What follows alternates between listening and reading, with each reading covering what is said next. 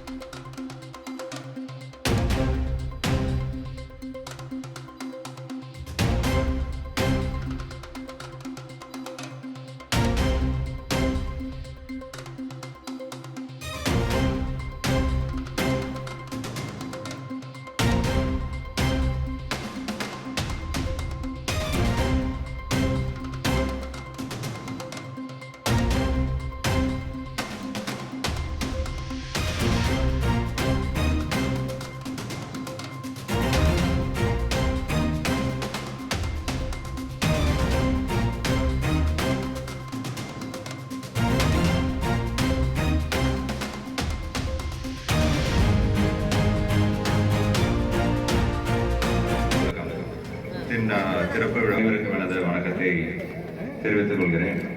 தமிழக அரசாங்கம் ஒவ்வொரு துறை சார்ந்த மக்களுக்காக பல்வேறு சிறந்த உதவி திட்டங்களை செயல்படுத்தி வருகிறது. ஒரு சின்ன குழந்தை பிறந்ததிலிருந்து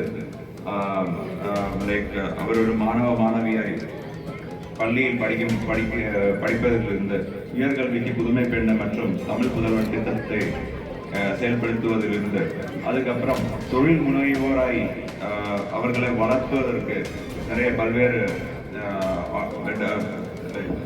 ஆண்டர்பிரினர்ஷிப் ஸ்கீம்ஸை செயல்படுத்தி வருகையில் இருந்து கடைசியில் வயதாகும்பொழுது முதியோர் ஆகும்பொழுது முதியோர் உதவி தொகை மற்றும் ஒரு இல்லத்தரசி ஆகும்பொழுது KMUT மாதிரியான பல்வேறு திட்டங்களை செயல்படுத்தி ஒவ்வொரு துறை சார்ந்த மக்களுக்கும் ஒரு சின்ன குழந்தையிலிருந்து வயதான ஒரு தாத்தா பாட்டி வரைக்கும் அளவுக்கு உள்ளது.